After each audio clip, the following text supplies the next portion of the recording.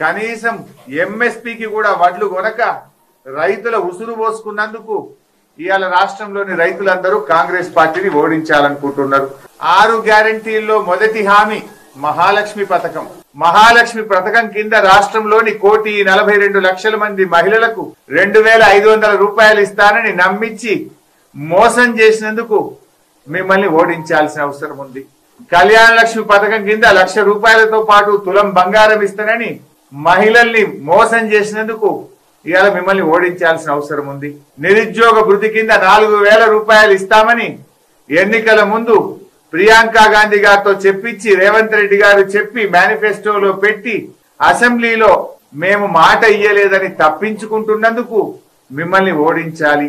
2,000 pension ను 4,000 రూపాయలకు పెంచుతామని అవ్వా తాతలను అక్కా చెల్లెలను ఊరించి ఓట్లేసుకొని అవ్వా తాతలకు ఎగనామం పెట్టి అక్కా చెల్లెలను మోసం చేసినందుకు ఇవాళ కాంగ్రెస్ పార్టీని ఓడించాలి.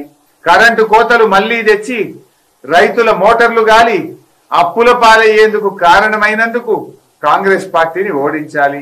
పంటలెండుతున్నా సాగునీరు ఇవ్వలేక రైతుల ఉసురు పోసుకున్నందుకు పంటలు ఎండబెట్టినందుకు మిమ్మల్ని ఓడించాలి.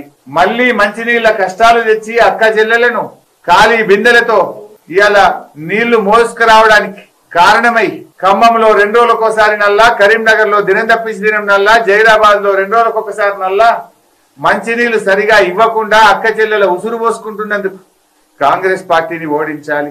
అకాల వర్షాలు పడి వడగళ్ల వానతో పంటలు నష్టపోయిన రైతులను నష్టపరిహారం ఇవ్వకుండా రైతులను నిర్లక్ష్యం చేసినందుకు కాంగ్రెస్ పార్టీని ఓడించాలి. తెలంగాణ ప్రజలను గాలి కొదిలేసి ఢిల్లీకి చక్కర్లు కొడుతున్న మీ నిర్వాకాన్ని చూసి మిమ్మల్ని ఓడించాలనుకుంటున్నారు. ప్రభుత్వ ఉద్యోగులకు అధికారంలోకి రాగానే 3 డిఏలు ఇస్తామని మాట ఇచ్చి మేనిఫెస్టోలో పెట్టి ఉపాధ్యాయ ఉద్యోగులను మోసం చేసినందుకు మిమ్మల్ని ఓడించాలి. ఆర్టీసీ ఉద్యోగులను మేము రాగానే ప్రభుత్వంలో విలీనం చేస్తామని చెప్పి నాటి బీఆర్ఎస్ ప్రభుత్వం ఇచ్చిన జీవోను అమలు చేయకుండా ఆర్టీసీ కార్మికుల ఉసురు పోసుకుంటున్నందుకు మిమ్మల్ని ఓడించాలి. జిల్లాల సంఖ్య తగ్గిస్తామని చెప్పి కమిషన్ ను ఏర్పాటు చేస్తా అని మా ఉన్న జిల్లాలను ఊడగొడుతా అని చెప్పినందుకు మిమ్మల్ని ఓడించాలి. ప్రభుత్వ దవాఖానాల్లో డెలివరీలు తగ్గినాయి, కేసీఆర్ కిట్లు బంద్ చేసి గర్భిణీ స్త్రీల ఉసురు పోసుకుంటున్నందుకు మిమ్మల్ని ఓడించాలి.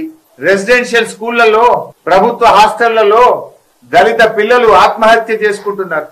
ప్రతిరోజు ఫుడ్ పాయిజన్ తో వాంతులు విరేచనాలతోని దవాఖానాల పాలైతున్నందుకు SC ST BC minority residential స్కూళ్లను నిర్లక్ష్యం చేసి పేద పిల్లల ఉసురు పోసుకుంటున్నందుకు మిమ్మల్ని ఓడించాలి.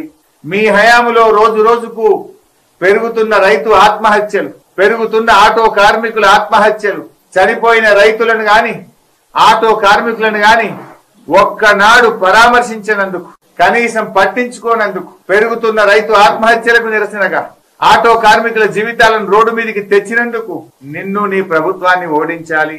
ప్రజా పాలన అని చెప్పి ప్రతిరోజు ప్రజల్ని కలుస్తా అని చెప్పి గద్దెనెక్కిన తర్వాత ఒక్కనాడు ప్రజల్ని కలిసినవు, మళ్ళా తెల్లారికేళ్ళు ప్రజల్ని కలిసిన పాపాన పోలేదు.